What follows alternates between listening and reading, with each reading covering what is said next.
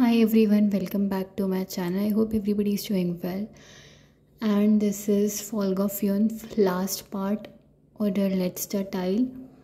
Obst diese Liebe ist schwierig.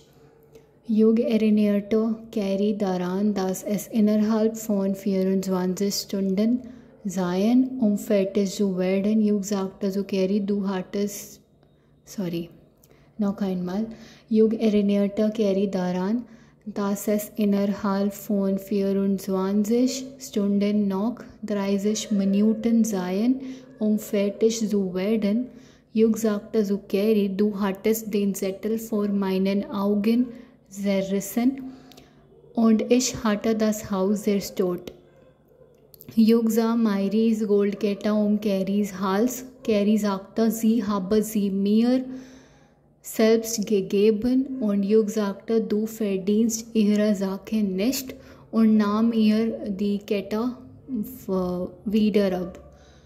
Okay, oder weiter ab.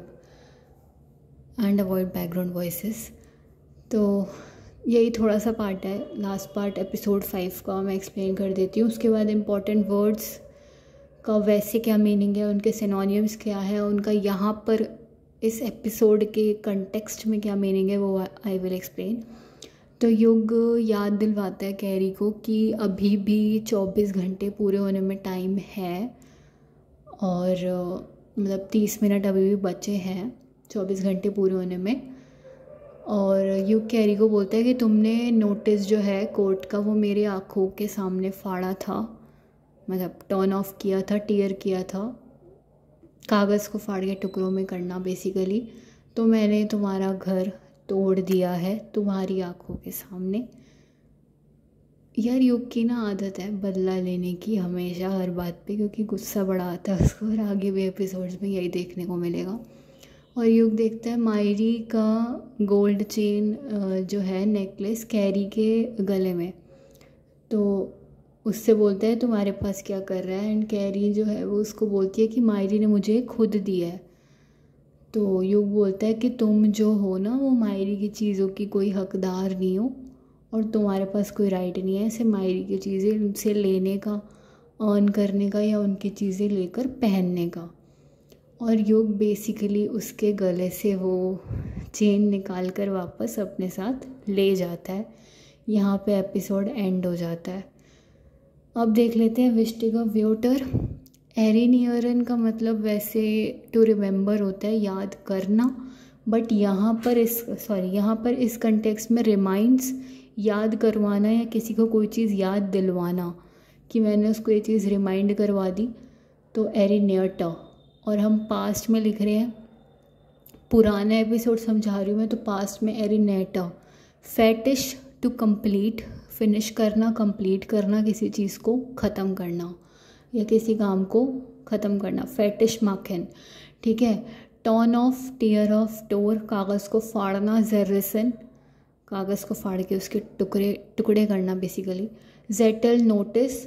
आउगन is a body organ. Eyes, German में eyes को आउगन बोलते हैं. जेस्टोट is a verb, जो कि वो जेस्टोट इज़ इन पास्ट एंड उसका अगर मैं प्रेजेंट में देखूँ तो वर्ब है जेस्टोरन.